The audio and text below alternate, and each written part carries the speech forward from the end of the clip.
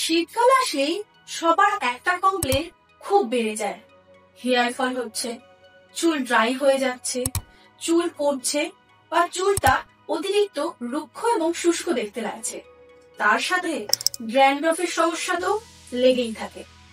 শীতকালে কিন্তু আমরা বারবার শ্যাম্পু করব না।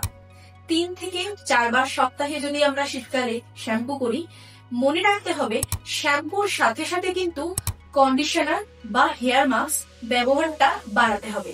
যত না আমরা শ্যাম্পু ইউজ করব, তার থেকে কিন্তু একটু কোয়ান্টিটি বেশি হলেও আমাদের ময়শ্চারাইজার বা থিক কন্ডিশনার ইউজ করতে হবে। শীতকাল মানেই হচ্ছে ড্যান্ড্রফ সিজন।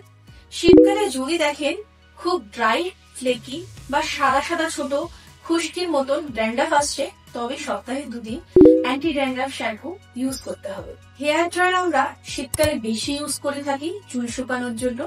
হেয়ার ড্রায়ার কিন্তু আমাদের একটু ডিস্টেন্স মেনটেন করে ব্যবহার করতে হবে, বা পাওয়ারটা একটু লো রাখতে হবে, বা ঠান্ডা হাওয়ায় বা নর্মাল টেম্পারেচারে কিন্তু চুল শুকাতে হবে। তাহলে কিন্তু আমাদের চুলটা অনেকটা কম ড্রাই দেখাবে। শীতকালে চুলের যত্ন একটু বেশি প্রয়োজন, কারণ শীতকালে ড্যান্ড্রফটা বেশি হয়। আমরা যদি শীতকালে চুলের পরিচর্যাটা ভালোভাবে করি, তাহলে কিন্তু স্কিনের সাথে সাথে চুলটাও অনেক সুন্দর থাকবে।